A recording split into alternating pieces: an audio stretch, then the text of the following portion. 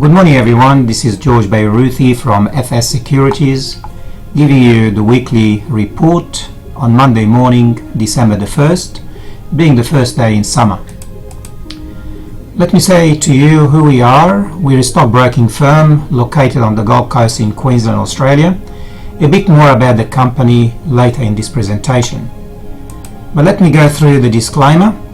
Everything I say here is for general advice and general information only. And before you take any action, please consult with your professional advisor or talk to us directly. We don't know your financial circumstances, and that's the reason why we give you this disclaimer. By the way, a copy of this disclaimer is available to you should you wish to receive it with just one phone call away. Initially, we'd like to actually show you the results that we had in November. November was a good month despite the carnage on the market. Just to let you know that on the XJO, which is ASX 200, which we finished about not last Thursday, the Thursday before, most of our clients made money on it. The large clients managed to secure close enough to $6,000 before comms and fees, and the small clients made about $1,000. That's before comms and fees. On Thursday we had various positions in options that finished and closed, and we managed to secure approximately $50,000 for large clients and just below $2,000 for small clients. I also show you on our education program, we've covered one of the indicators, the parabolic stop and reverse. It's one of the indicators that we use, and we have quite an extensive series before that, and we've had previously series on options and commodities and also futures contracts. So if you really need to read all these series that we have on our website, all you have to do is visit our website. Now, in terms of data from overnight, that's on Saturday morning, we woke up to find that Wall Street was up slightly. We had the Dow Jones Industrial Average at 17,828.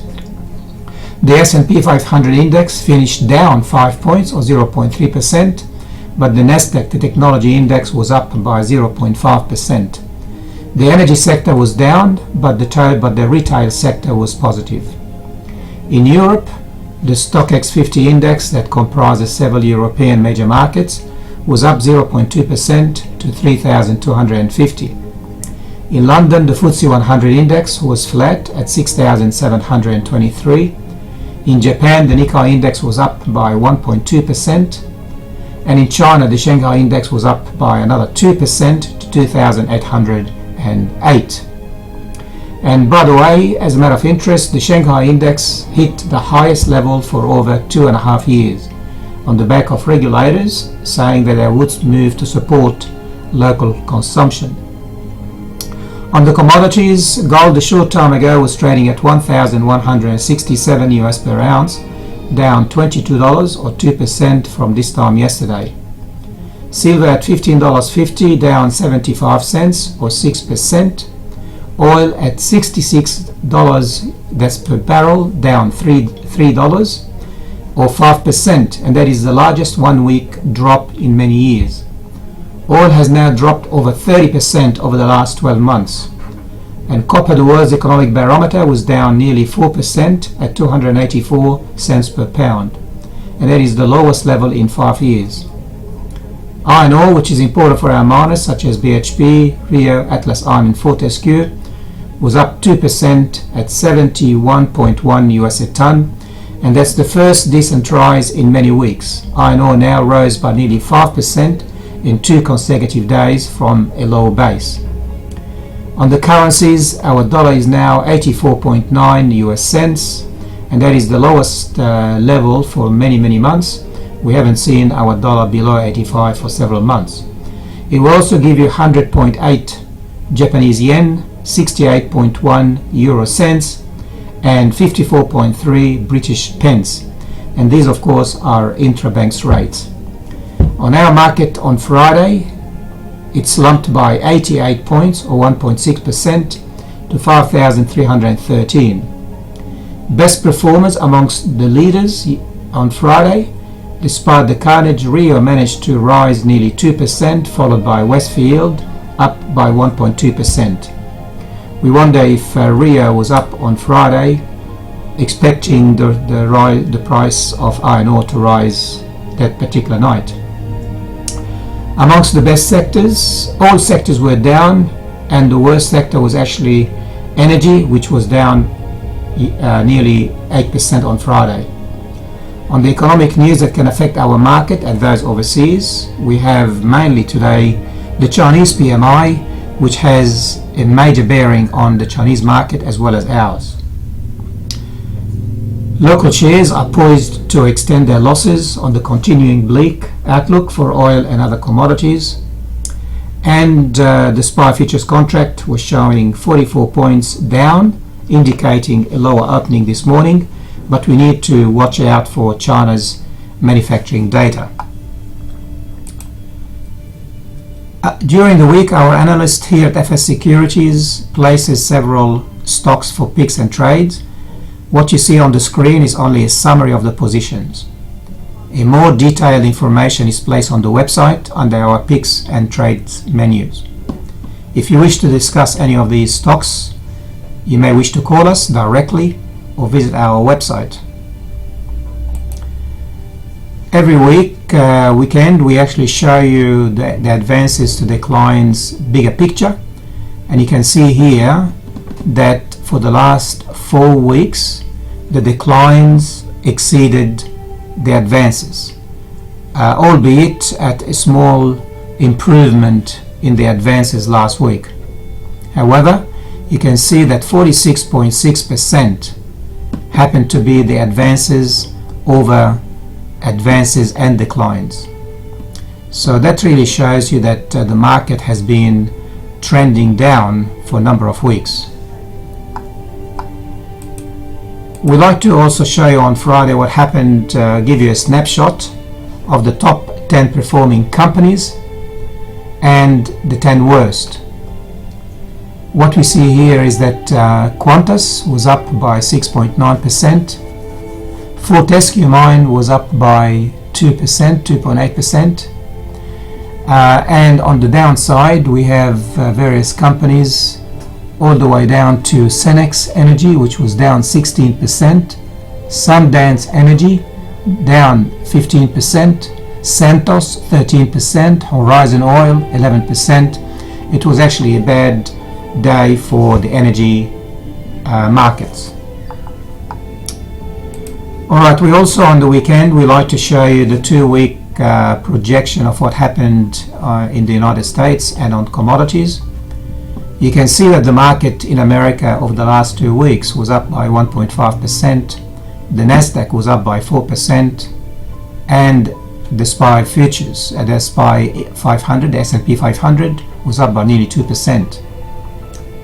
The VIX, which is actually the fee gauge, it's the volatility index, was steady around the 13 points. The US dollar was actually up by nearly close enough to 1% over the last 2 weeks, and our dollar was down nearly 1.5%. The euro was also down 0.1% over the last 2 weeks. What it's interesting that we see that the put to call options have actually increased from 0.7 put to 1 call to almost 1 put for 1 call. Is that a sign that the market is now a bit concerned about the future? I think that may be so. Gold was down $34 last week. However, over the last 2 weeks it was only down 0.5%. Silver was down 6% last week, but over the last 2 weeks was down 2.3%. Crude oil was down 15% over the last 2 weeks, major drop. In other commodities, we have coffee continues to go higher by nearly 3% over the last 2 weeks, and orange juice up 18%. Wheat is up by nearly 12.5% over the last 2 weeks. On the local market, our XJO was down nearly 2.6% over the last 2 weeks. The worst sector over the last 2 weeks going down that list is resources, 6%, and consumer staples, down 6%. The best performing sector was gold, but I don't believe that will continue this week because of the major drop in the price of gold on the weekend. Looking at the shares, Newcrest Mines was up by 13.6% over the last 2 weeks, followed by Westfield, up 0.2%. Worst performing company was 15% down, was Santos. BHP down 7%. Wesfarmers down 6%. Woolworths down 7%, and Woodside Petroleum down 9%. So you can see that the market was driven by the energy as well as the materials. In terms of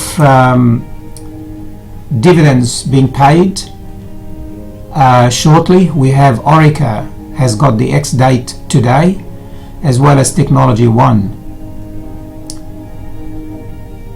We give you this list so you can actually know which company is actually giving you the dividends, and if you own any of these companies, you know what to get and how much you're going to get and what is the yield.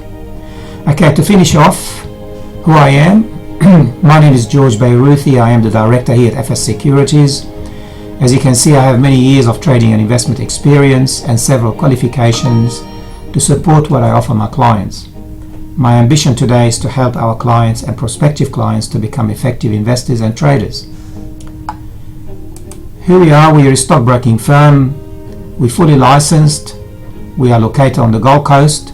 We trade shares, options, commodities, CFDs and foreign exchange, and offer our clients a very attractive investment at 7% over 1 year, interest paid monthly, or 9% over 3 years, interest paid monthly.